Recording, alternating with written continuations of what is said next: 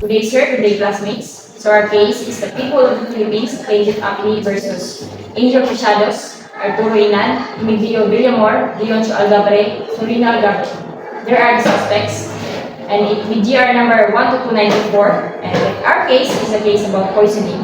Allegedly, Mr. Accused, Arturo Inan, poisoned and killed Mr. Primo Elvero and Antonio Elvero with the use of an active ingredient of insecticide, the methamphetamine and delta methane. So who are the people involved in this case?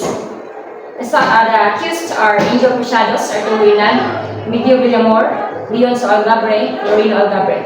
And the victims were Primo Elvero and Antonio Elvero. For the witnesses in the defense parties are Helen Elvero, which is Primo's wife, Dr. Maida Reyes, the physician of Antonio Elvero, where he also told what happened to him. PO3 Leonardo Enoch, the police officer rescued Antonio in the well and stated that antemortem statement of the stand victim of the same murder. The other people involved in this case are Mayor Arthur Aniana, the cousin of accused Arturo Inan, and his political rival, namely Larzal Ermac, where the victims supported in the election with the help of Viva. They bought Antonio Elvero for allegedly his safety in Mindanao. So, what is the story behind this case? On May 11, 1992, election day, Appellant and Antonio supported rival majority candidates of Sagbayan. Appellant and his co-accused was a supporter and a poll watcher of Arthur Aniana, while Antonio, a barangay councilman of Bujan, was a partisan of Narizal Ermac. At around 11 p.m. of May 12, 1992, Antonio with his family, including his brother, Primo, and his wife, Helen, were at the second floor of the old rice mill at Bujan. Helen was about to go to sleep when she noticed Antonio go downstairs. Minutes later, her husband, Primo, followed him. Then she heard someone utter, "Don't move." Alarmed, she rose from her mat and peeped through a 2-inch hole in the floor.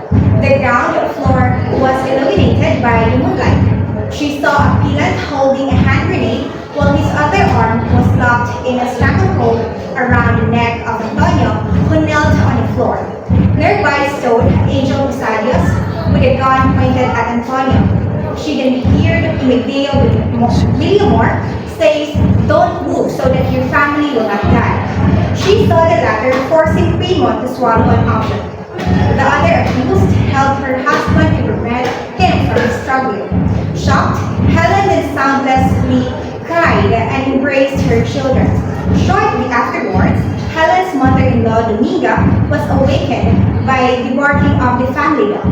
Dominga went downstairs where she saw Primo's lifeless on the floor, reeking of poison. Antonio was nowhere to be found. Minutes later, the barangay captain and some neighbors responded to her shouts for assistance. They found Primo dead on the floor. Informed that Antonio was missing, they searched the immediate surroundings for him, but no to avail. Early the morning of May 13, 1992, the search for Antonio was resumed. He was finally found by his uncle holding on to rock in a natural well, some 300 meters away from the rice mill. A rope was shown to him and he was pulled out from the well. Noticing that he smelled of some poisonous chemical, his rescuers made him drink coconut milk. He was weak and appeared on the verge of death and brought to the hospital at Clarin Hall for emergency treatment. The next day, Susismo Viva, a defeated municipal councilor candidate, and 2 police investigators transferred Antonio to the Gobernador Celestino Galanes Memorial Hospital in Tagbilaran City. According to prosecution witness Dr. Maida Reyes, who admitted Antonio to the hospital, Antonio told her that the latter was forced to drink a certain liquid which smelled like insecticide.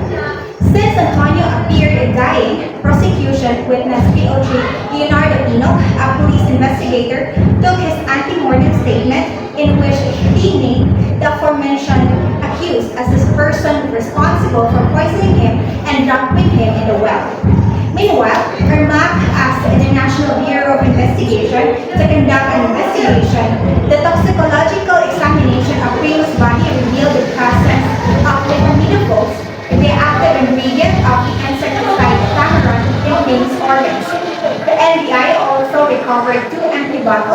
scene of the incident. Chemistry test on them revealed that the hoist bottle was positive for deltamethrin and insecticide, while the other bottle revealed traces of methamphetamines.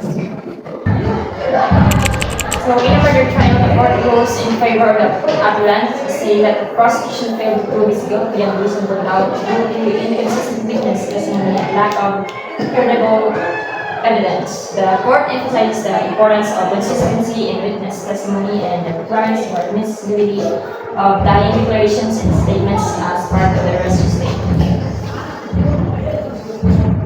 So these are the issues.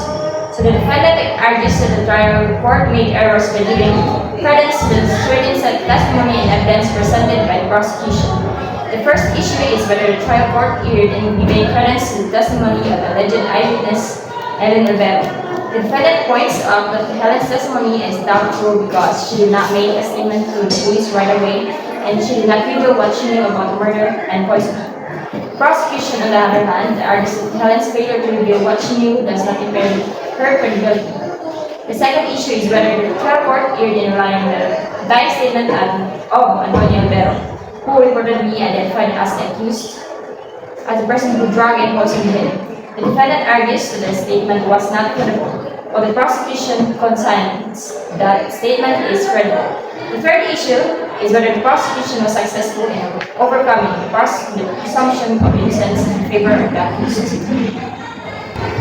The main argument of the case concerns the credibility of the witness, Helen Rivero, who provided crucial testimony that identified the accused as the killer. The defendant argues that Helen Rivero's testimony was inconsistent and that the trial court erred in fully believing it. According to the defendant, this led to a wrongful conviction. However, the trial court relied heavily on Helen Rivero's testimony and did not make any specific finding regarding her credibility. The court is in the best position to determine the credibility of a witness, as it is able to observe their behavior and demeanor on the witness stand. However, if it is shown that the trial court overlooked important facts that could affect the outcome of the case, the court may set aside the lower court's findings. In this case, the lower court did not make any specific finding about Helen Rivero's credibility, but it did rely heavily on her testimony. The court did not take into account the inconsistencies and improbabilities in her testimony, in which could have affected the outcome of the case. Therefore, it is important for the court to carefully consider the credibility of witnesses and the evidence presented in the case involving criminal behavior. So, Helen did not report the murder for 2 years, but this is not the reason enough to dismiss her testimony completely. However, her delay in reporting may affect the credibility of her testimony. Additionally, she made a contradictory statement about the event and did not explain why she kept silence for so long. Regarding to Antonio's statement, the defense argued that this is not a lying declaration and it should not have been admitted as evidence. The defense also said that the statement was not part of the rest stay of the crime. So what is the difference between a lying declaration and a rest stay? A lying declaration is a statement made by a person who is believed to be near death, while rest stay refers to statement or action made or taken in connection with an event or transition. The defense argued that the statement was inadmissible because it is per se. The prosecution argued that Antonio's action and immediate behavior after the incident are not consistent with those of the person who wanted to commit suicide. The prosecution argues that Antonio's retraction should not be believed because retractions are generally reliable, especially when the statement was given under juris. Now, I will discuss the testimony of Helen. The testimony of Helen is not entirely credible due to some inconsistencies and improbable statements. She said one thing at one point and then changed her story later.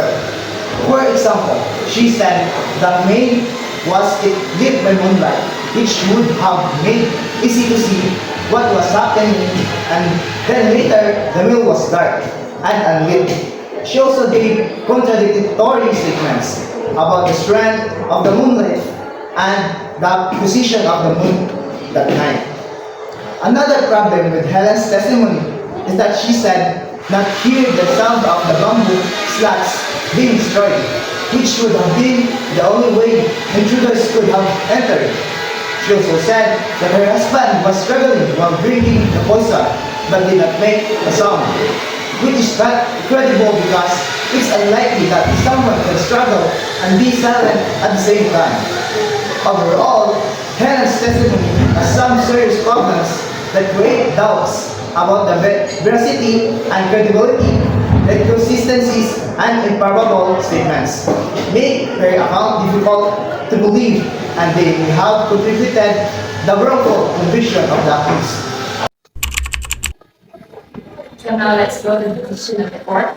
Wherefore, the decision of the Regional High Court of Tacloban City Branch 1 in criminal case number 787 and 788, finding Aklan Arturo not guilty of murder and persuaded murder is hereby reversed and set aside for insufficiency of the evidence to convict him beyond reasonable doubt. Aklan is acquitted and ordered released from confinement immediately unless he is held on another lawful cause. The ruling of the court ruled in favor of the appellant, saying that the prosecution tried to prove his guilt beyond reasonable doubt. So what were the reasons for the court's ruling? The court found that Helen Rivera's testimony was inconsistent and lacked credibility. The court also found that the alleged dying declaration of Antonio Rivero did not meet the requirements for admissibility. Additionally, the court noted that the prosecution's evidence was insufficient to establish the appellant's guilt beyond reasonable doubt.